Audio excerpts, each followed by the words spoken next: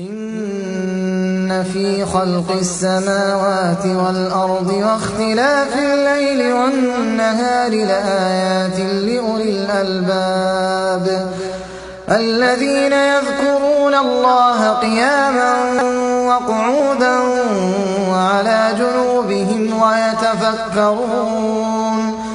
ويتفكرون في خلق السماوات والأرض ربنا ما خلقت هذا باطلا سبحانك فقنا عذاب النار.